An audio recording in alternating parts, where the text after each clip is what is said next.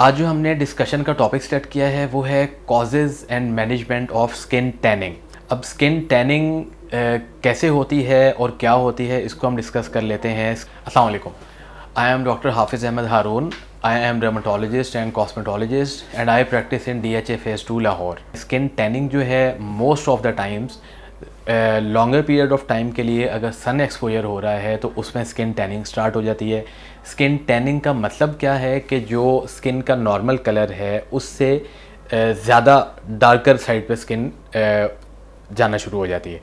अब हम लोगों ने हम इस एरिया के रहने वाले लोग हैं, हम लोगों ने ज़्यादातर स्किन टैनिंग ऑब्ज़र्व की होती है कि अगर हम लोग नॉर्दर्न एरियाज़ वाली साइड पे गए हैं तो वहाँ पे जब आप वापस आते हैं तो आप नोट कर रहे होते हैं कि आपकी स्किन टैन होना शुरू हो गई है, क्योंकि वहाँ पे ऑब्वियसली हाइट पे आप जो सन रेज़ हैं या अल्ट्रा वायलेट रेज़ हैं उनके ज़्यादा करीब होते हैं तो वो ज़्यादा इफ़ेक्ट कर रही होती हैं स्किन पे। अब स्किन टैनिंग के जिस तरह मैंने अल्ट्रा वायलेट रेज़ या सनलाइट का बताया है, उसके अलावा और भी चीज़ें होती हैं जिनसे स्किन टैन हो सकती है। कुछ स्किन टैनिंग बेड्स होते हैं या कुछ स्किन टैनिंग यूनिट्स होते हैं।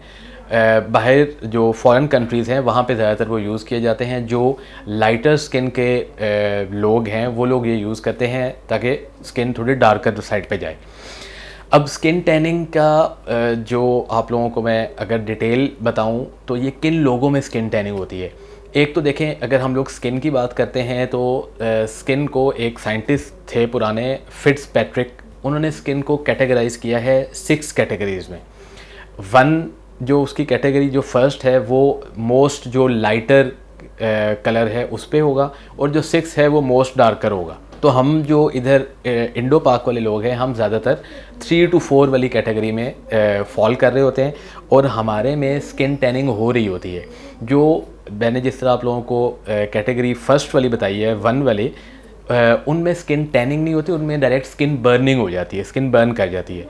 तो जो हम लोगों में स्किन टैनिंग होती है उसके मैंने जिस तरह आप लोगों से 2-3 कॉजेज़ डिस्कस किए हैं। अब इसको हम प्रिवेंट कैसे कर सकते हैं या प्रोटेक्ट कैसे कर सकते हैं।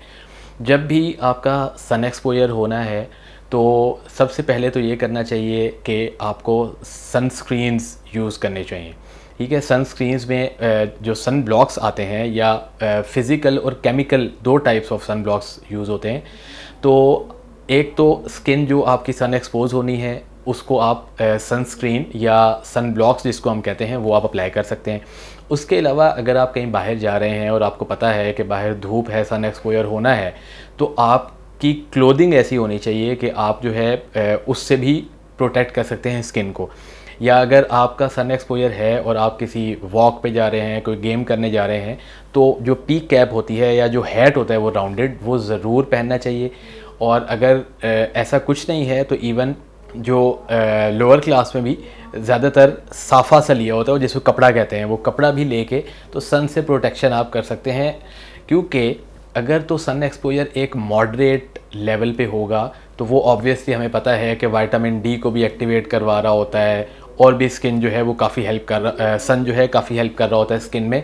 लेकिन अगर तो मॉडरेट की बजाय स्फीयर एक्सपोजर हो जाएगा तो फिर स्किन टैनिंग की तरफ भी जाएगी, और जो लाइटर कलर के लाइटर कॉम्प्लेक्शन के लोग हैं उनकी स्किन बर्निंग की तरफ भी जाएगी। तो ये थोड़ी सी डिटेल थी स्किन टैनिंग के हवाले से। अगर इसके बारे में भी फर्दर आपको कोई इन्फॉर्मेशन चाहिए हो तो आप मेरे से डायरेक्टली भी कॉन्टैक्ट कर सकते हैं। Thank you.